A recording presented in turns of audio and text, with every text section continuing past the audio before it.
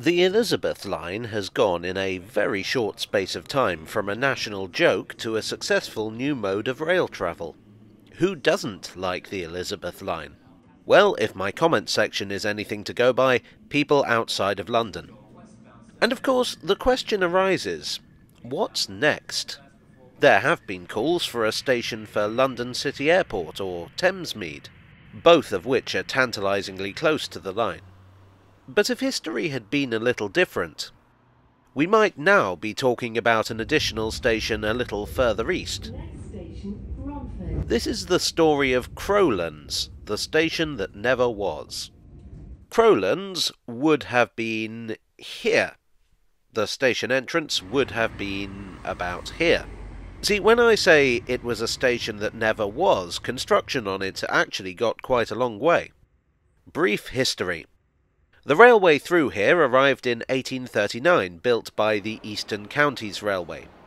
To give you some idea of where that is in overall railway history, that was less than a decade after the opening of the Liverpool and Manchester Railway, the railway that basically proved that this trains idea had legs.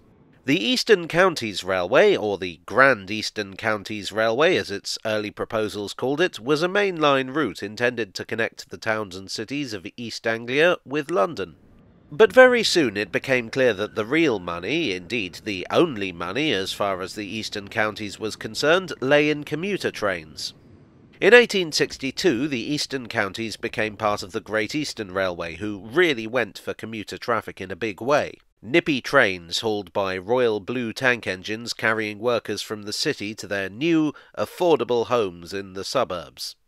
The terminus for these commuter trains was initially Ilford, but London just kept growing. By the 1890s, the Great Eastern reckoned they could justify extending the service out to Romford, which looked like being the next hub of suburbia. Crowlands is just outside of Romford, between Romford and Gidea Park. At the time it was farmland.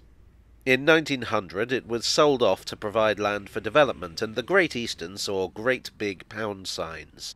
The intensity of the Great Eastern's commuter services meant that their suburban stations tended to follow a pattern. Crowlands would have been no different.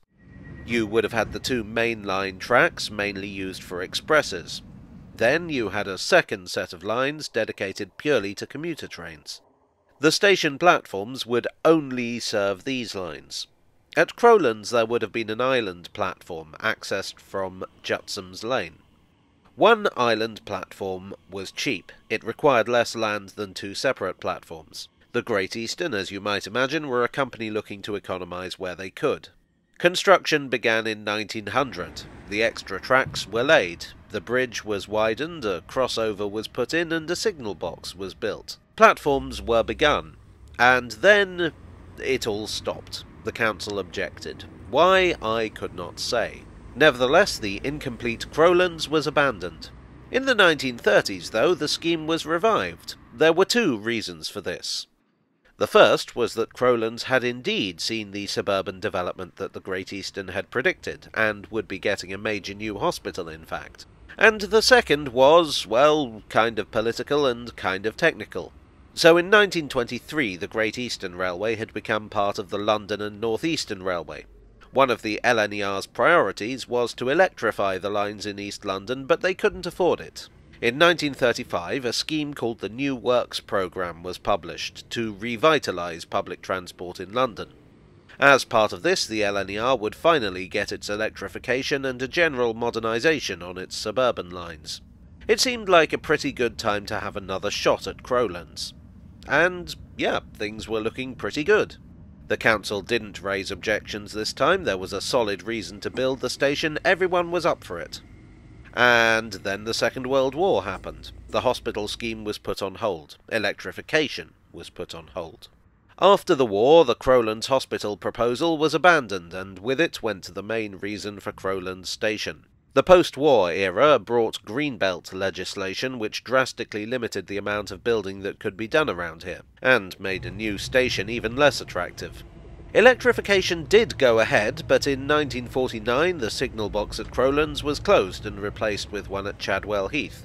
The new electric signals made the old mechanical signals and their frequent signal boxes redundant.